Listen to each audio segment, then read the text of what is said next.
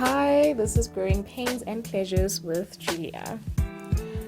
Okay, so now we are here, and I'm going to be talking about a topic that I hold very dear because it's something that I didn't think would happen so soon in my life. I'm going to be talking about grief because I recently lost my mom. But before I get there, I just want to give you a little background to my family dynamics so that at least you have a picture of the kind of family that I grew up in. I'm the only girl and I have two older brothers. I come from a blended family and I grew up in a family of 6 people. It was my mom, my dad, my grandmother, my 2 brothers and I. And yeah, we were a spectrum because everyone had their own character and personality. You wouldn't tell that we come from from the same household because everyone is just too different. But I guess also that our differences made our contributions into the family very unique, because what the other person couldn't offer, someone else would come and make up for it. My older brother is very quiet and very reserved, and then we have the other brother. He talks a lot. Me and him got along because we both had so much to say. And then you get my grandmother, very soft-spoken, very chilled, didn't like conflict. And then my mom was my best friend. We could talk about any and everything, but she was also very strict. And then you get my dad, which was, my dad was just, he was my best friend. Before my mom became my best friend, my dad and I were pretty close. And then as I got older, I started seeing my mom and I was like, oh, hey lady, how are you?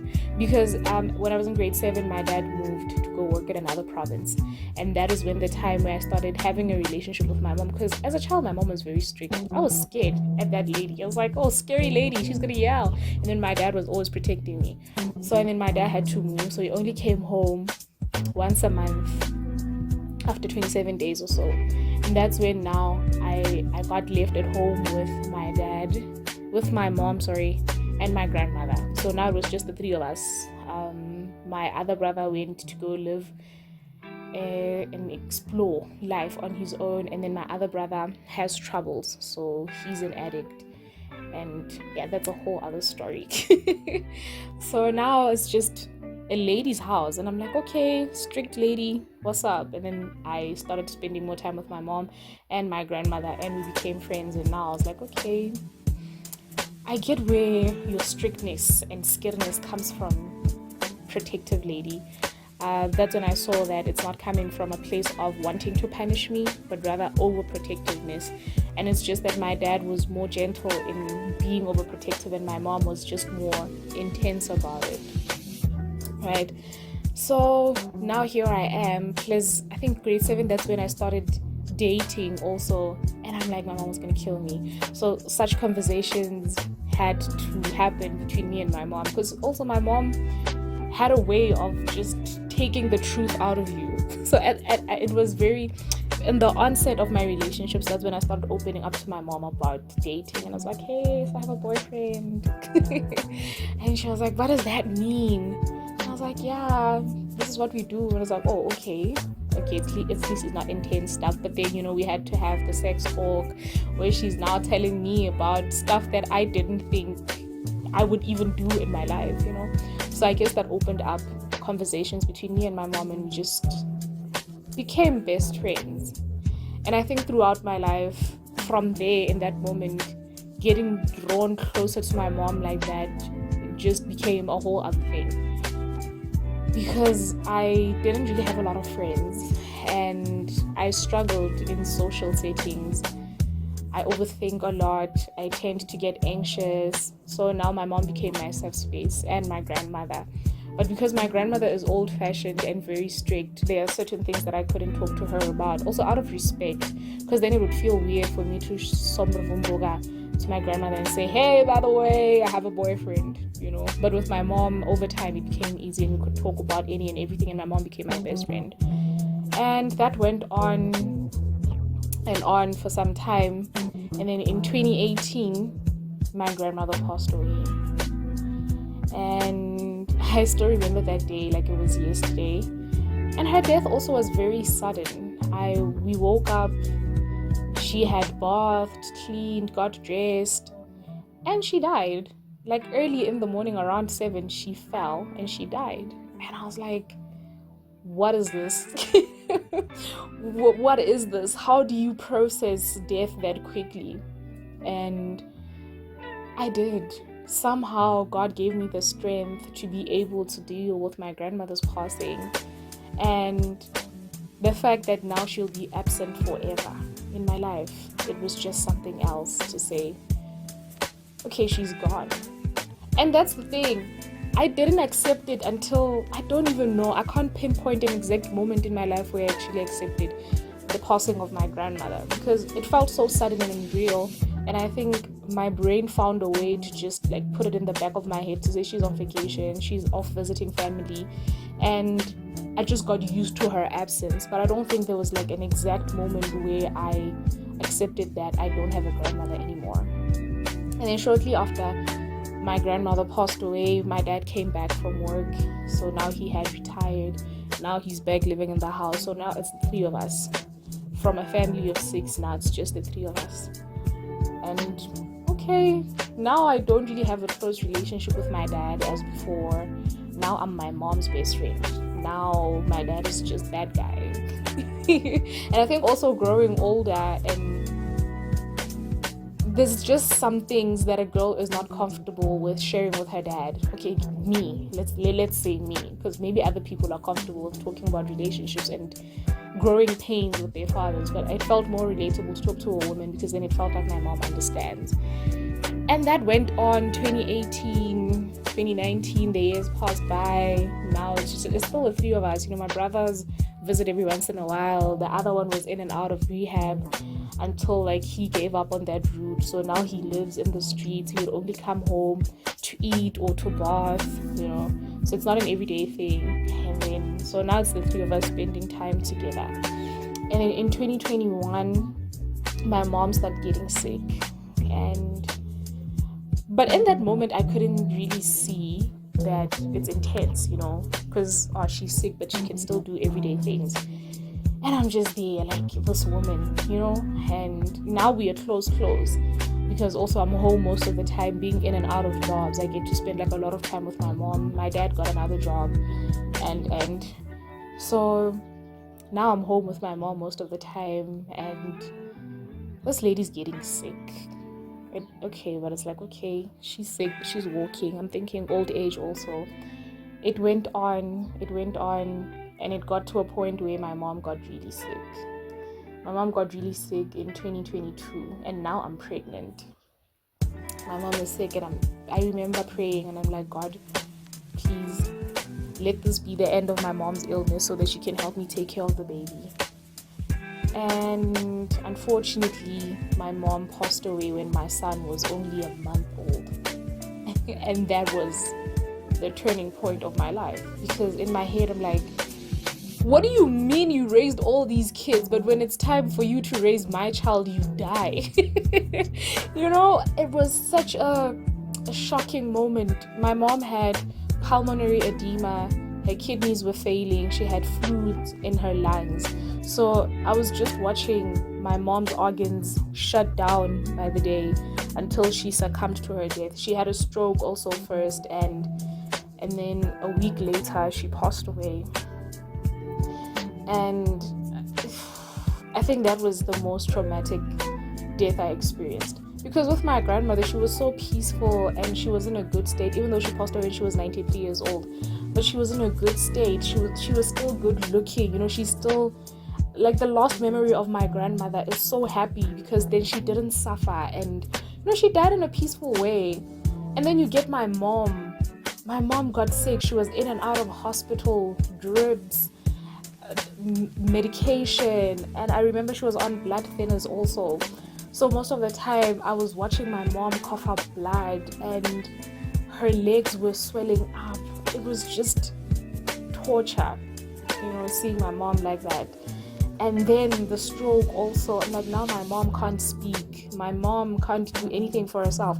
And this is a very strong woman who would literally do everything by herself, and she was that independent, and now I'm looking at my mom not being able to feed herself, and that was just heartbreaking. And then I remember the night before she passed away, I kneeled down to God, and I'm like, because she was in hospital, and I was like, God, listen, if you can't, if my mom is not gonna get better, please take her, because I know that it must be breaking her right now, sitting at that hospital bed waiting for herself to be fed, to be bathed, and so if you're not gonna heal her, please take her. And then the next morning we got a call to say she had passed away. I felt a sense of relief, but relief in a sense that now I know that her suffering has ended, so now the pain has stopped. But the relief was short-lived, because then I kept holding on to the memory of my mom in her last days. She had lost a lot of weight, the bruises on her body caused by internal bleeding. It was just a lot. I don't want to lie. And as a result, that is the way that I remembered my mom for so long. I didn't remember her as that strong woman who was my best friend, and we would talk about any and everything and she would make me laugh. But now I started remembering my mom as that old lady who was always in pain and coughing up blood, and that just messed with my psyche. For some time I struggled even praying to say, God, you are so cruel, because what do you mean you let my mom suffer like that only for her to die? Why isn't it that in the beginning of her sickness you didn't just take her? I suffered for a long time. And I remember because now my dad had gone back to work and I am home with a newborn baby. I'm not going anywhere. I'd spend most of the time, all the time actually, in the house. And I got anxious. My anxiety got so bad. I didn't want to open the windows. I wouldn't open doors. I'd keep the gate locked. And everything would just freak me out. Like even when I hear a bird sitting on the roof of the house, it would scare me so much, because I was just struggling to process the grief. Like it was just bad. And grief by definition is intense sorrow, especially caused by someone's death. So I'm like, why is grief now igniting other things? Now I have anxiety. Now I'm this person who's scared, and I'm always scared, and I'm crying all the time. Like I feel physically ill. When I drop something, I feel stupid. I start crying. I'm like, oh my gosh, I can't even make food for myself without being clumsy. I was so clumsy. I would cry over everything, and I'd feel sorry for myself, and I'd also feel sorry for my mom to say, but did she really have to go through that? So I saw that grief was a mother. And at that time also I was still dealing with some mental health issues, and I'm raising a newborn baby, so it became a lot. It became overwhelming. And that's when I realized also that people grieve differently. Even the same person, every death has its own impact on you, because with my grandmother I managed to move from that very swiftly, but now with my mom, like everything is a mess. And because now of the lot of things that happened after my mom's passing, I think it just made that whole grieving and mourning process so intense, because I think a year after my mom passed away, my dad was kidnapped and hijacked.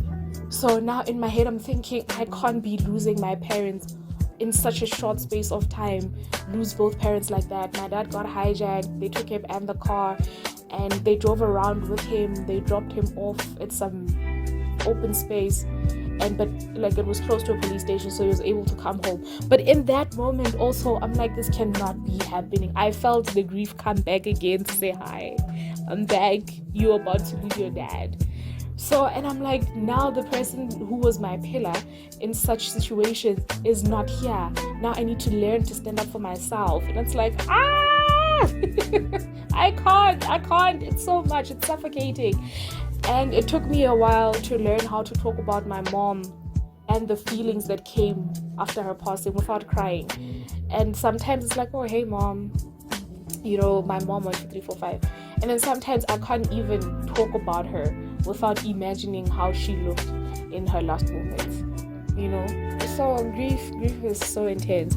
And I saw also, because then one of the things that helped me heal and process my mom's passing was social media. I would go on groups and forums where people talk about their own experiences. And someone used to say that there is comfort in joint suffering. Knowing that people also went through the same thing as you kind of gives you comfort. And I don't know if that's a good thing or not, but like I found comfort in knowing that people had similar experiences with me as me. And someone there defined grief as love with no place to go, because here is a person you loved and shared your everyday life with, and then they're taken away from you abruptly, and it's like, now what do I do with this love? And it becomes frustrating. Also the guilt that comes with grief, because there were times where I would really be out there having a good time, and I'm like, I feel so guilty for enjoying these things that I'm enjoying right now, because it feels like I'm cheating on my mom. Like, she's not here and I'm out here having a good time. So I struggled with so many things for such a long time. I couldn't even buy myself nice things without feeling like I'm cheating on my mom. So everything was just like, it's weird. Grief was very weird, and it's a personal experience for everyone. And sometimes you get shy to talk about it because you're like, how are people going to take me seriously? Because now I can't even buy myself nice things because my mom is not here, and I feel guilty for enjoying my life, whereas she's dead. You know, I know it's not my fault, but like, it was just a lot. And I think I still struggle with that one of pleasure even today. I feel guilty when I'm having a good time. I still feel guilty when I have a little money and I have like enough to spoil myself, and I'm like, oh, but my mom is not here. So grief, my darling, grief is not a linear path. And I used to be one of those people who would cringe when you see someone posting a video of themselves crying on social media to say, oh my gosh, I miss so and so. But when it was my turn, I started understanding, well, people grieve differently, and there's really no linear or right way of doing it. Just let people have a sort of release, because you don't know what's comforting to the other person. I found comfort in therapy. I went to therapy several times. I found comfort in telling people about my grief. I tell my story, even to strangers in a taxi. When that moment comes where it's like, I want to talk about my mom, I'll tell the next person who's sitting next to me to say, you know what, my mom died. And I don't care if you didn't ask me, but I'm going to tell you the story. And you know what, I lost my grandmother. So I found comfort in talking about grief, and I think almost everyone around me has that story, where, like, I would just talk about it so much, and that helped. And that's when I realized that grieving is different for everyone, and it looks different for everyone also, because now it feels like I'm okay, and on a random day you find yourself crying again and breaking down to say, oh my God, I'm never going to see this person again. They're not going to walk me down the aisle. They're not going to be there for my son's birthday or whatever. And then sometimes on my son's birthday, I don't even think about my mom until the end of the day. I was like, oh, if she was here, she would have done 1, 2, 3, 4, 5, but I'm not in tears again. So that's when I realized that, like, grief is different. Grieving is a journey, and it's not something that you need to be apologetic about. You must live and own up to your reality, but also you should try to not let it consume you, because it has a way of isolating you from the rest of the world and keeping you in a house or in a space where you don't want to get out of, because then you're scared of facing life without that person. So I'm glad that I'm learning slowly to live with my mom's absence, to live with my grandmother's absence. To know that we went from a family of 6 people to 2.5. And by 2.5, I mean my dad, me, and my son. So I've had to grieve a lot of things in my life, and in all those stages of grief, everything happened differently. But yeah, it's very crazy. If I could talk about grief, I would go on all day, and I wouldn't stop.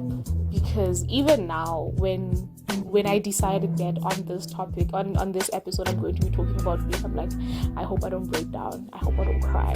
There were moments where I felt the emotions coming, but they didn't come as intense. And I know that maybe tomorrow when I try talking about the same thing again, I might be breaking down and crying. So to everyone who's trying to process the loss of someone who was very close to their hearts, give yourself grace and own up to your emotions and be unapologetic about it. And if you want to talk, release, and don't be ashamed of being judged, because then it will consume you. Then your grief will destroy you. Have a way of release and own up to it. Don't let anyone make you feel dumb for it, But also therapy helps. Going for counseling really helps. Talk to someone. And don't be shameful that you are grieving. And there's no time frame to it. There's no time expectations to say you're supposed to be done grieving now. Like it happened 20 years ago. My mom still cried about her dad who passed away when I was born. And that was like 27 years ago. Well, at the time it was 24 when my mom was still here. She would still cry to say I miss my dad, and I would look at her like literally breaking down in front of me.